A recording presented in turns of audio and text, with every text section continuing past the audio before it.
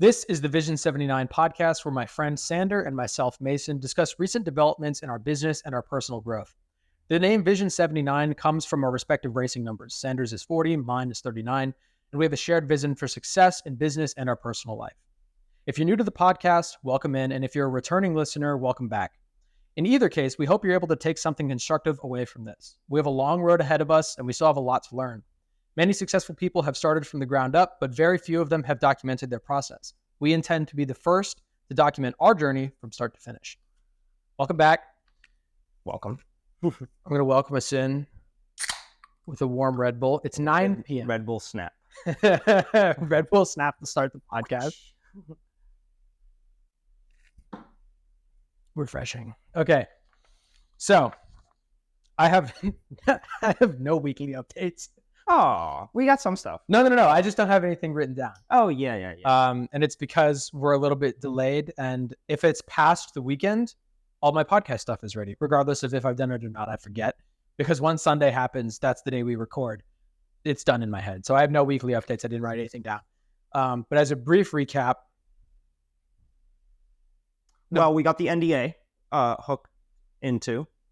We have a plan for it. Yeah. We haven't done it for it. I also don't know if this is the NDA meeting or if it's another preliminary one. It's a meeting for the meeting. it's a plan. It's a plan to discuss the plan, and then we must execute the plan. It's a premature meeting. Yeah, exactly. Okay, I'm fine with that. Yeah. Well, it's something more than we've done. Yep. We supported one of our friends with the opening of their second business location. That is true. Congratulations, Tyler. We'll shout him out.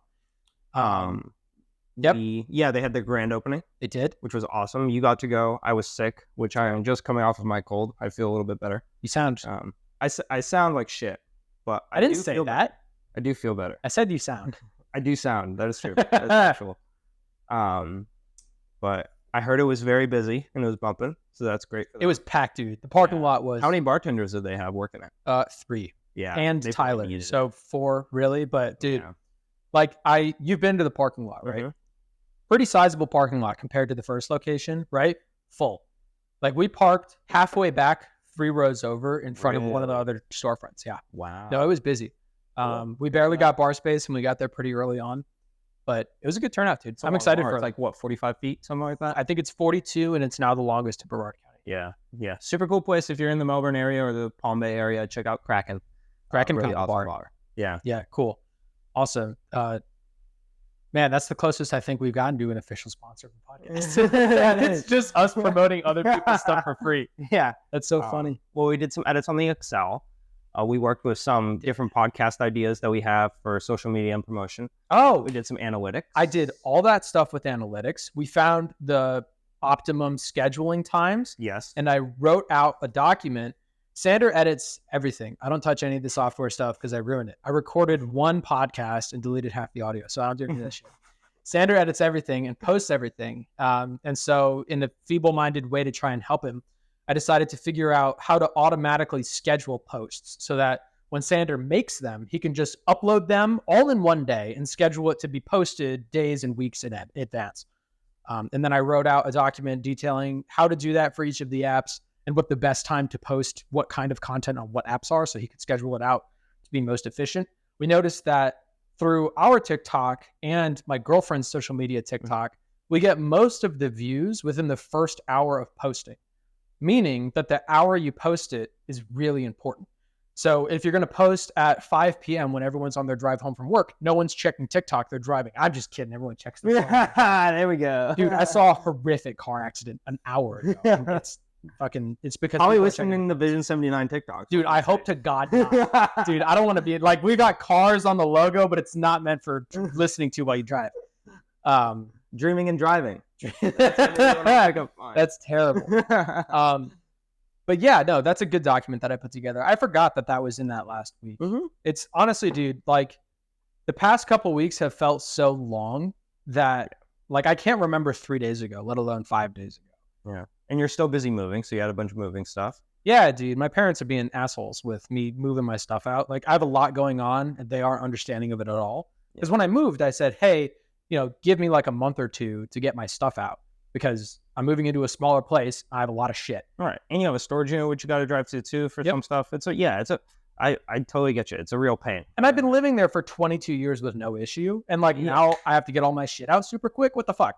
Yeah. So I've been doing it progressively. I get out there like 3 times a week to load up a full car of stuff or like package stuff up. And still it's like, when are you getting your stuff out? When are you coming by? And it's like, dude, you're just going to scare me off. Like, if every piece of contact I have with you is negative, then I'm not going to want to see you anymore once it's all done. So it's going to go from, when are you coming by to get your stuff, to like, when are you going to come by for dinner? And I don't want to come by for dinner anymore. Like, you just pissed me off with hounding me, crawling up my ass about all this stuff. I digress. Let's stick to the business. Very true. So you mentioned the other day about switching the structure up. Are we doing that this podcast or no? I have the same shit as I always do. For the DTC camera stuff? No. The like you were like, it's getting repetitive, the long form stuff. I have some similar stuff, and then I have one question that's a little bit divergent. But okay, cool. Do you want to start with the regular stuff? Yeah, let's hit it off. Yeah, do you want to start? Yeah. My first question is, what are 3 things that make you, or would make you, theoretically, uncomfortable about going into business? And then how would you address those discomforts? I think the first, I actually heard a really cool Hormozi quote today. It's not written down. It's brand new, hot off the presses. And it's, if you get into business to solve a problem, you'll make a lot of money. But if you get into business to make a lot of money, you're going to have a lot of problems. And so if I'm getting into business with somebody, investor, partner, whatever, who is only focused on money and not focused on the consumers or solving a problem, that's a red flag. Yes. So that's number 1. I think the market is hugely important. I think a lot of times people can get super passionate about a product or a customer group, and they lose focus on whether or not the product is actually useful or whether or not people actually like it because they have such a strong passion for it. Those are 2 off the top of my head. What are a couple that you have? I would say someone who is, what would scare me off is if I was partnering with someone who is driven by only having success. Like, they need the external validation to continue going. You know, I think that there should be a bigger picture there. There should be a dream and a goal and an aspiration, and you should be inspired enough to carry through that despite the hardships that come with it, right? Because there are going to be hardships. So that's something that would scare me about working with someone else. I think that's something, you know, I think I'm relatively well informed in regards to the business ventures that I'm going in with you and stuff like that. So, you know, I don't really feel this way right now, but I could see hypothetically, I'd feel about hesitant going into business if I didn't have enough knowledge. I think research is really important, looking at the markets, finding people who are in the industry to talk to, and figuring out how you're going to execute this plan, right? Because just going into it blind with no idea what you're doing and just like, oh, I'm just going to do a business thing, right? I think that's really scary. That's a bad way to approach it. You have to approach it logically. You know, the risks of business might be large, but if you mitigate them down to a very small percentage, they become, you know, narrow risks that you can really address and handle. Yeah. When Mark Cuban moves into a new field, like a new market, even if it's one that he knows nothing about, he says, my first step is to learn everything there is to know about the market and about the business, and then figure out how to do it better than anybody else. Yeah. That's his approach to it. So it's like, I'm going to become the subject matter expert in tissues, and then I'm going to learn how to sell them better than anybody else, and then I'm going to sell more than everybody else. Yep. Exactly. What's your second thing? I was looking for a pen. Do you have a pen? I have a thing to write down. I do. Fuck it. We'll do it later. Yeah. Just remind me of the number 300 million. 300 million. Yeah. Tell me later. I would say another thing that I got that would make me hesitant to go into business would be if I had people around me who are not supportive of the idea. And not because I think it would discourage me from going into it, but I think that once you go into business, you become a little bit more vulnerable because now you're managing yourself, you're handling your own problems. And if you've never done it before, it can be daunting.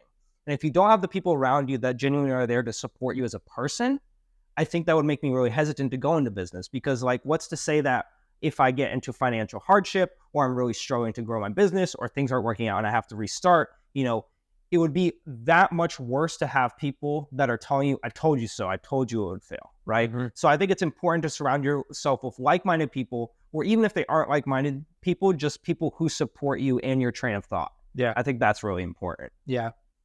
Hormozi has a quote. I'm just remembering all these quotes now. Because we're in this thing. We're gonna steer away from just doing the quotes every podcast because it gets repetitive, and we don't need to because I remember them all. Because now I know I'm not gonna write them down, so I have to retain them. So I'm like reading them 6-7 times. Mm-hmm. One of his quotes is, "At a certain point, you're going to fail, and a lot of people in your life are gonna say, 'I told you so.' Yeah, and they're right. Yeah, for now. Yeah, but it's just for now. And a lot of people get hung up on them being right, and that you're failing. Yeah. But you're failing, you're not a failure. Failing is okay because it means that you're not stopping. But a failure is not because it means that you've given up. Well, that second part is mine, not Hormozy's. I want credit. Well, the other thing about that quote too is that they're right a majority of the time, but they're not right when it counts the most. Yeah, right? That's the Kiyosaki quote. Yeah, yeah. So it's, and I mean, I think Hormozy has a very similar take on it. Yeah, you know, it's not about being right a majority of the time. It's just about being finally right when it really counts. Yeah. You know? So I think that's super valuable too. I just had a 300 million thing you asked me to remind you about after the podcast. I can't say it. Yeah, gotcha. I can't say it on there. Sorry. I just looked at my quotes because I'll go next. And 3 of my 4 are racing related because I did not get the memo. I have one that's automotive related. Okay.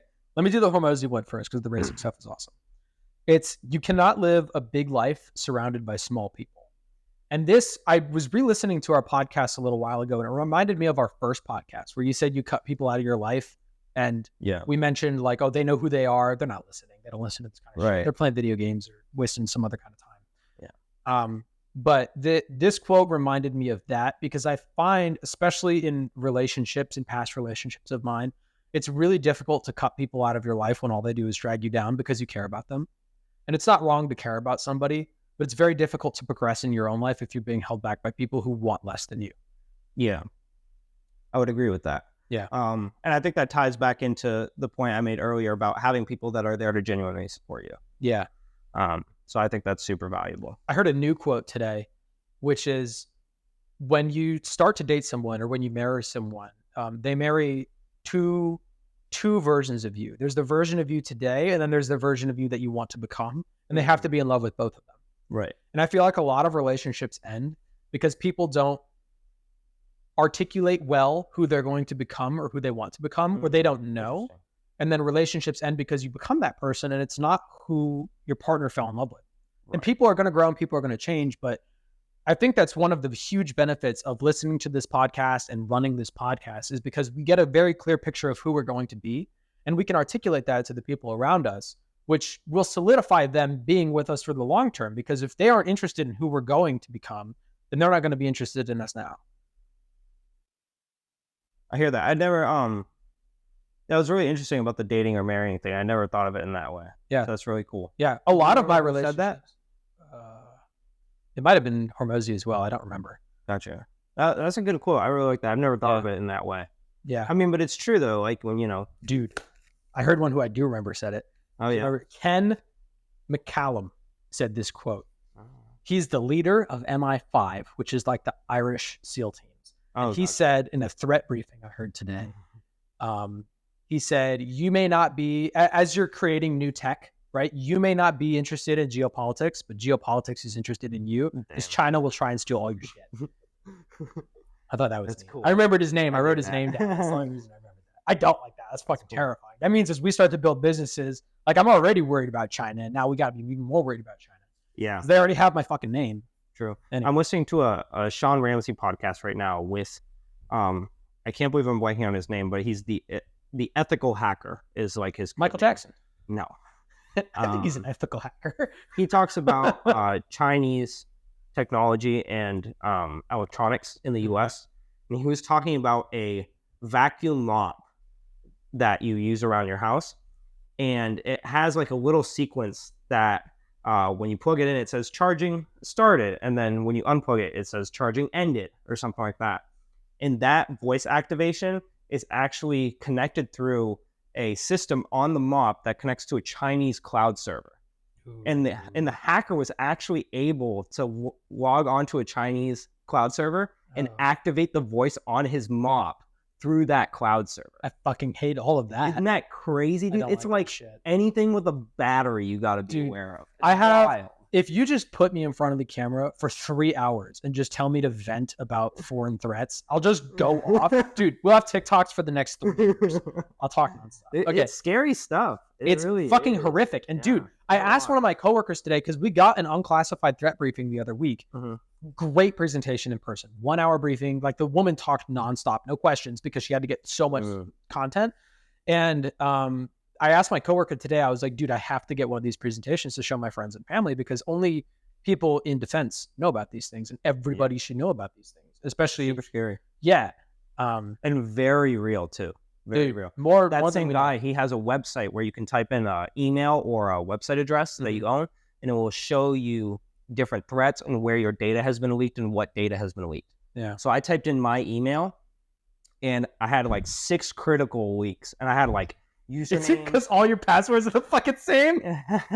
No, I've changed that, but like usernames were leaked. I had addresses leaked, phone numbers leaked, IP addresses of places I used to live were leaked, like all sorts of stuff. It's like, whoa, like I'm not even like a high level person. I'm just like regular old Joe. And Yeah. it's like, They'll data out mine there. anybody. Yeah. Anybody and everybody. Yeah. So now imagine if you're a target, right?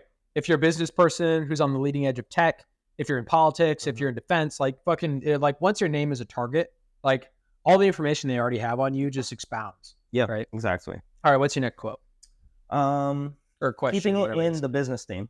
Yep. We'll do unrelated stuff at the end. Uh-huh. What inspires you to pursue a business in the kratom industry specifically? I think that I have a savior complex. In what sense? In my relationships, I really like to find damaged people, relate to them, because I am too, and then show them a brighter side of life. And I think similarly, my passion for the kratom industry is that a lot of people have a negative impact with it, a negative view of it. Oh, okay. And I really want to show them the benefits of it. Yeah. And how much it can help you, and how it's not this terrible thing that many people make it out to be who abuse other drugs. Yeah. Pardon me. I think that's a huge reason of it. Is it's got a bad name, and I like to give good names to good people who have bad reputations. Yeah. Yeah. I would agree with that.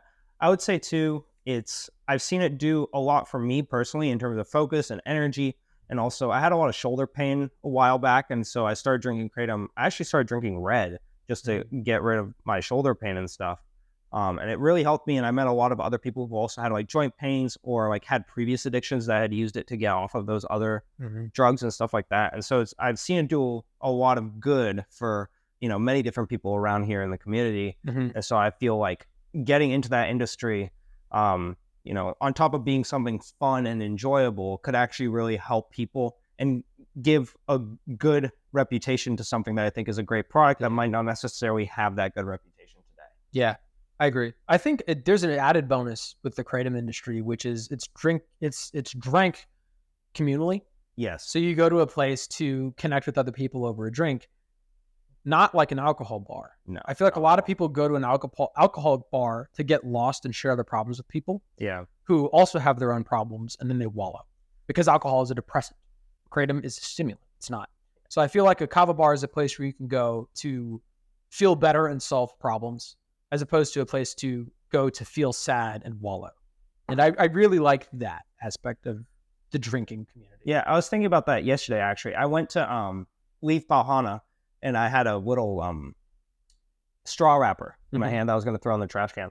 And I missed the trash can. And so I turned around, stopped, picked it up, put it in the trash can. And as I was picking it up, I was like, if I was in an alcohol bar, my stumbling ass would have just walked out of that place and left that wrapper on the ground. Like, there is no sense of community or like friendliness or want to get together and like enjoy each other. Yeah. In my opinion, in an alcohol bar, you're there to like forget. Yep. And you're going to just be there to forget with other people. Dude. Versus kava bar scene and kava community is so bonded. Like, I know everyone who walks into that bar. Yeah. And you do too. And it's even if sometimes you don't want to talk to everyone in the bar, it's nice to have the community there. And it's nice to feel bonded with the people that you do select to talk to and stuff like that. And they're really good people, and you make really good connections and friendships. Yeah. And it's over a drink that is enjoyable and stimulating, and, it doesn't make you drunk like alcohol does. And it doesn't, have withdrawal effects, and it doesn't have, what is it? When you hangover effects or anything like that. Like there's no negative side effects. It's just a nice, relaxing buzz, and you just chill and enjoy your company with other people. I went to an actual alcohol bar for the first time in a while the other week. Oh yeah, it was like 11 p.m. and Grace and I wanted on a Tuesday, and you were just like, screw this. No kidding. It was 11 p.m. on like a Wednesday, and Grace and I wanted soft pretzels. So we went to the movie theater. They had closed. They were like, it's 11 p.m. Get out of here. So we went to an alcohol bar, and we walked in, ordered the pretzels, and then hung out for 10 minutes while they cooked the pretzels. And dude, while we were there, I was wearing a Air Force Special Forces t-shirt. And I have the t-shirt to support my brother because he's going through special warfare training. And dude, no kidding, 5 people of the 7 people that were in the bar came up and tried to have a conversation with me about it and asked how long I had been serving and what I was, whatever. And to each and every one of them, I was like, oh, no. I'm not in training. My brother is. I wear this to support him. They're like, oh, well, you tell him. And dude, everybody I talked to was so absent behind the eyes. Like they were so it's 11 p.m., right? I'm getting a soft pretzel so I can go back to my parents' house and like package stuff up. Like I'm still working. It's only 11. And these people are just gone. Like they're 6 drinks in and just fucking stonewalled, like plastered. And it really feels like they're wasting their lives away in there. And that's a shame. They are. They're there to forget about how they don't live their life. Yeah. That's what they're there for. Yeah, sad. And that's a shame. And I'd like to show people, like I'd like to bring people back because like they don't have personalities. They all 5 people, all 5 guys who came up and talked to me. If you put a blindfold on me, they'd all be the same guy. They all have the same message. They sound the same. They have the same everything. Like they're just fucking drunk. Yeah. I feel like when people get drunk, they all like devolve into the same person, which is just frat dude, but at different ages. Yeah. And that's a bummer. Because with Kratom, I feel like it enhances people's personality and makes them more like themselves. And alcohol doesn't do that. Makes it worse. I agree. Yeah. Cool. Do you have one unrelated automotive quote? I'm excited for the race. Do I have one? No, I have all racing quotes. Oh, there you go. We'll spit one. What you got? Let me find a good one. Okay. Quick one. A bad day on the racetrack beats a good day in the office. And that one's in there because recently I've been really pissed about going into the office, and this one just fired me up for a full day. One of the good ones I want to talk about is racing is the constant search for the weakest link. That's a Dwayne Bailey quote. I don't know who Dwayne Bailey is, but I know the name for sure. I couldn't tell you what car race. I think so. Yeah. But I think that's interesting because genuinely when you're looking for lap time, you're like, okay, what's my biggest problem? Right. And I think that's similar to business in that usually you look for the biggest hole that you're bleeding money through to patch that. And I thought that was interesting. Yeah. Yeah. I like that. I mean, that sums it up. You're always hunting for as close of a lap time to 0 as you can possibly get, and it's like, where's the next weakest link? Where am I slowest? Right. That's always what you're hunting for. Right. I wanted to ask you, how did you get into cars, and what do you love about the automotive scene or automobiles or things with wheels and motors? Like, what drives you? Can we run a little long on this one? Yeah, we can. Let me reposition myself. For context, I'm a mechanical engineer. I graduated from Florida Tech with a bachelor's degree in mechanical engineering with a 3.6 GPA. I think it was 3.6. Oh. In 8th grade algebra 2, I failed the first semester so bad I had to take the second semester online for fear of dropping out. So for first period every day for that whole semester in high school, my mom would drive my brother and I to school, drop off my brother, take me to Steak and Shake to work on a laptop on the online course for first period, and then take me to school for second period. Damn. I took this opportunity sitting across my mom where she can't see the screen to then say, I wonder how cars work. I had seen one Fast and Furious movie and I had liked muscle cars. I liked how they sounded, but I knew jack shit about them. I was 16 and I had put off getting my permit until I saw, I don't even know what it was. It might've been Fast and Furious. It might've been just a cool car. It wasn't any one thing in particular, but it was like, okay, I think I'm ready to get my permit now because I want to go fast. I can have my mom take me wherever I want. She has a minivan, right? But I want to go fast and she drives slow. But if I'm going to buy a car, I need to know how cars work. All men know how to do oil changes and change tires. I don't know how to do that. So I remember this vividly. It's a Tuesday morning. It's 8 a.m. in Steak and Shake. And I just Googled taking apart an engine because I wanted to learn from the ground up. Like, how does it work nitty gritty? And dude, I watched the worst YouTube videos of like rednecks with a GoPro in their mouth while they're like just moving shit around, like diesel motors, engines, like wire brush on a drill to hone the cylinder. The most fucked shit. You know how every time there's a problem on the Camaro, I look up a video and it's just some dude with his like thumb in front of the lens filming how to do nothing. It was so many of those videos. I didn't do any Algebra 2. I failed worse in my second semester than my first semester because I spent all this time trying to figure out how cars work. Eventually, I discovered Engineering Explained and like actual videos of how pistons move, and I started to like the pieces started to get put together. But I was not doing well in Algebra 2. I get to the end of course exam. I show up in person. I know jack dick. All my other friends are like, we're nervous. We've been getting C's on the test. And I was like, you guys are so far ahead of me. So I sat down, I took the test, I wrote my name down, I solved 1 out of the like 30 problems, and then I turned it in and left.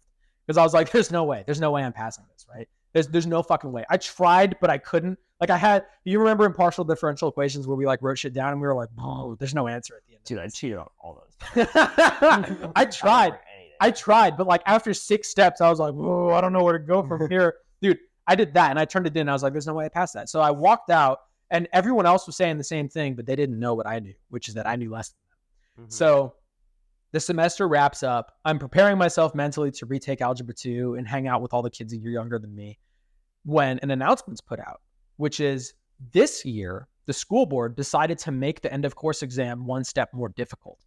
And less than 30% of kids passed. So they just cleared everybody with A's. If you took the course year, you just passed. So I got to move onto pre-calculus with no math fundamentals, nothing. And when I moved into pre-calculus, I had this awesome teacher who let us collaborate on tests, and it didn't matter because you'd get an A anyways. So I moved into AP calculus in high school with virtually an Algebra 1 education in math. I barely got a C by my teacher letting me come through and do tests a second time one-on-one with him and like limp through it. I passed with a C. I barely got a 2 on the AP exam, and I was like, I'm going to become an engineer.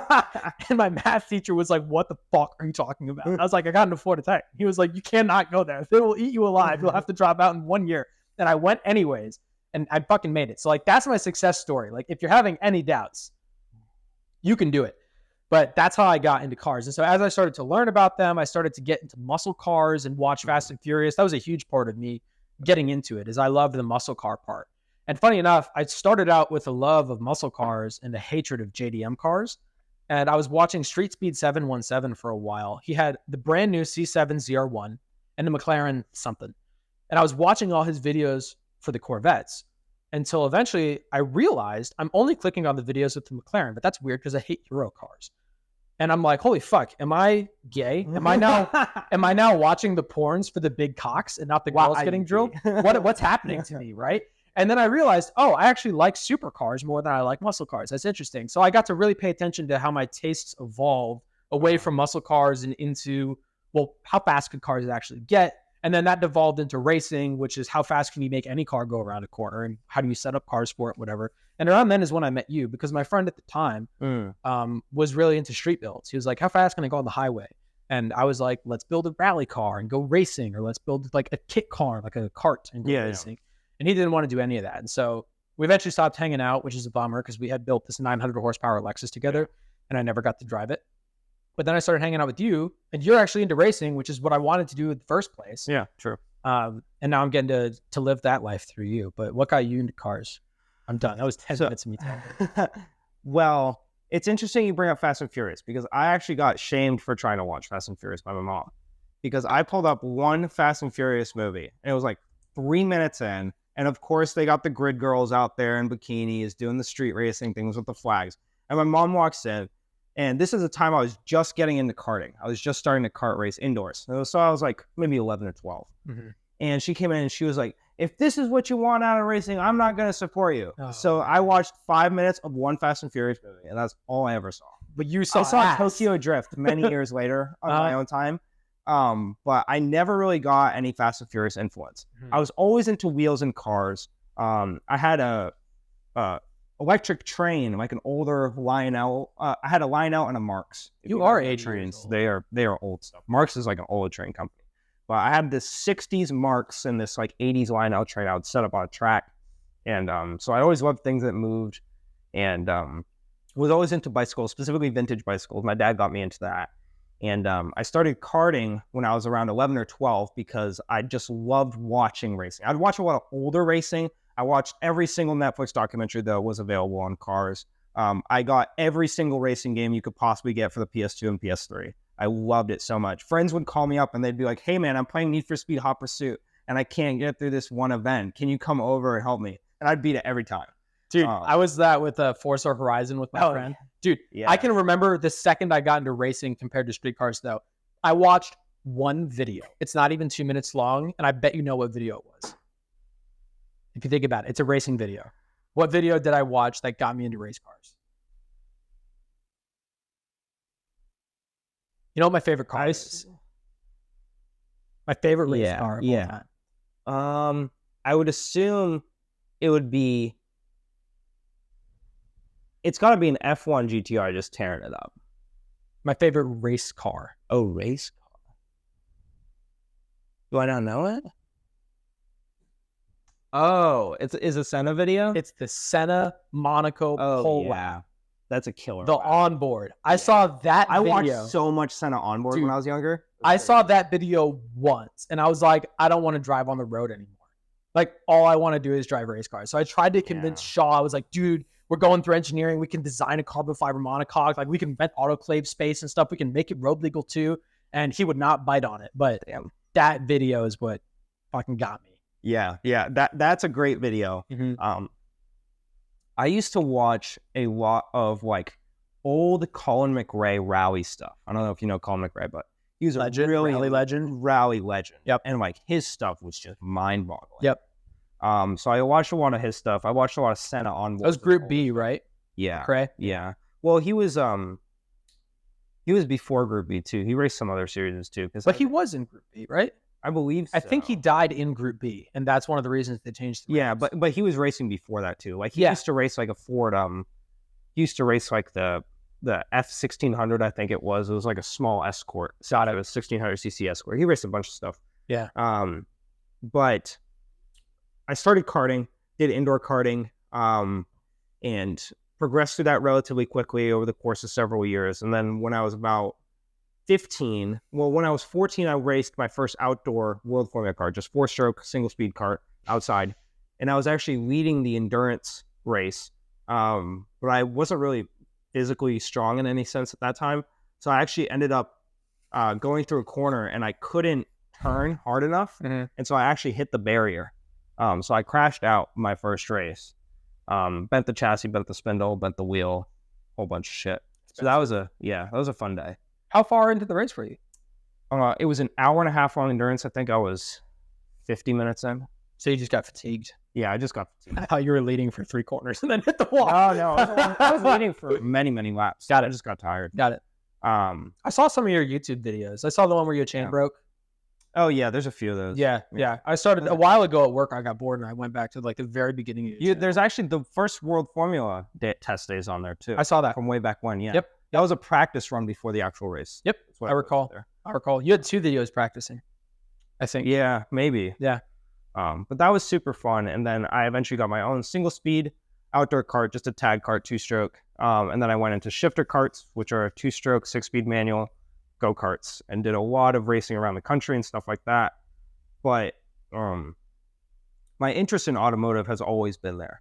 I was much more into racing though. Like I never really got into like tinkering on stuff until I was older, until I got the Miata. Because then I started to like have fun doing it myself and figuring stuff out myself. Dude, tinkering plus racing equals fast. Yeah, that's true. But it's like the first time I did an oil change on my Miata, I was like 18 and I looked in the Haynes owner's manual. Like I done an oil change. I changed the oil on my go-kart, but like it's not the same. Yeah, dude, my first oil change with Chris Fix. And I got the car on ramps or on jacks, and then I took the plug out and I drained it, and I took the car off jacks, and then I filled it with oil, and and then I got my feet wet because I didn't put the plug back in the bottom, so I just dumped 5 quarts of oil through my motor onto the ground. Yeah, I fucked it up the first time. Yeah. It took me a while to do it. It took me like 2 hours to do my first oil change. Yeah. And the filter is super hard to get on the Miata too. If any of you have a Miata, or NA Miata, it's under the intake and it's terrible. It sucks. Yeah, it's horrible. But I mean, after that, I just got to working on the Miata and figuring things out as I went and just taking it slow. And now I feel like after being an auto tech at a shop for a little over a couple of years, I feel like I'm relatively proficient. But I mean, I've always just loved things with wheels, loved racing, loved going fast. So that's, just from the get-go, I've always been driven by stuff. And I always liked Euro cars and Japanese cars more than I did American cars. And then as I aged, I've started to appreciate muscle cars more. That's so funny. We're the reverse. But I mean, I'm still like a Euro Japan guy for sure. But there's a lot of cool stuff that the US has put out in terms of the muscle car scene. I think the first time I really fell in love with muscle cars was my mom in California when I was 17 rented a 392 Scat Pack Challenger. And I got to drive that around. And it was like, for me, it was super cool because I went from like 150 horsepower Subaru Forester at home to like, I don't know, 400 horsepower Scat Pack. Yeah, I and think it was 450. Like, they're quick. They're genuinely quick. And dude, that thing was like, oh my God, I love this thing. This is so sick. Yeah. I have videos of me ripping through a tunnel and my mom's yelling at me. That was a really cool car. That's when I like first fell in love with just like raw power, just like no corner, just straight. You know what I mean? I really started to fall in love with that. Before I had the Camaro, when I was driving the Firebird, my buddy's dad went through a midlife crisis and he bought one of those. This was in like 2019, just when COVID was starting and no one was supposed to be out. And dude, we would rip around Satellite Beach, no radar. Cops would flip their lights on and we'd just dip into one of the neighborhoods and like get lost in there. Dude, so those cars are a lot of fun. They can't handle, now that I know how to drive, can't handle for shit. But neither can the Camaro, so like fuck me, right? Right. But yeah, dude, there's something about like you don't have to worry about cornering because on the straights, wow. Yeah, like, that's it's just fun. Like it's very primitive. It's like just like it's got one pedal. Block. Yeah, exactly. It's just the monkey pedal, and you're like, and you just go for it. Like there's no logic to it. You just go. Yeah, and I like that. It's like very basic and raw, and it just does one thing well. Yeah, So I enjoyed that about it. Yeah, I have a quote to close us out. Yeah, which is go probably for it. The best quote I could ask for. You're gonna fucking love. Are you going to the bar after this? Are you working tonight? Yeah, I'm gonna go to POW. Okay, and I'm gonna do the editing. I gotta upload. Yep. And then we got a bunch of editing to do. This is gonna amp you. Fuck. Hopefully you guys love our TikToks. Like them, please. Spend a lot of time making them happen. So are you ready for this? I have this one memorized. Speed costs money. How fast do you want to go? Dude. I like that. Dude, I read that at work and I was like, I'm leaving. This is fucking, it's got me going. I'm so amped up. I gotta make so much money and to go so fast. Yeah. So yeah. That's what we got to close this out. The Gapplebees. Yeah, dude. I got pulled over wearing a Gapplebees shirt actually in the Miata. That's fucking cool. I was going a 62 and a 35 and he pulled me over. And he was like, nice shirt you got. And I was hilarious. Like, it didn't make the best choice when I woke up this morning. He wrote me for a ticket. That's great, dude. That's great. I got a couple closing remarks real quick. Go for it. We're putting together some documents in the coming months of some tips and tricks on how to make your own podcast or how to start a business or other related topics like that. If you guys would be interested in that sort of thing, please leave a comment below or reach out to us on social media. We'd love to hear your input or see what you guys would like to get out of that sort of thing, or if you're interested in that sort of thing. They'll be available to you in one form or another. We haven't decided on how we're going to get them to you, but if you reach out to us on social media with ideas or things that you'd like us to go more in depth on, that'd be super appreciative. We love your feedback and participation. And of course, as I said 2 minutes ago, please like the TikToks and follow us on social media. We really appreciate it. We put a lot of time and effort into making this happen for you guys, coming up with questions and tips and tricks and stuff like that to try and help you along your journey in business. And, of course, not everyone is going to go on their own business journey who's watching the podcast. There's a variety of reasons that you might watch this, but we'd really appreciate it if you'd support us.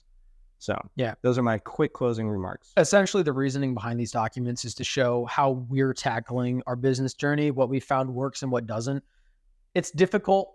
It's really easy to say, I want to be a millionaire and I want to have my own business and I don't want to work a 9 to 5. It's really difficult to get started because you don't know where to get started. But if we can provide documents on, hey, this didn't work, this is what kind of worked for us, and this is the path that we're going, it might be able to help you guys get started when you don't know how. Yeah. We're here to support you, and we hope you enjoy following us on our journey. Yep. Thank you.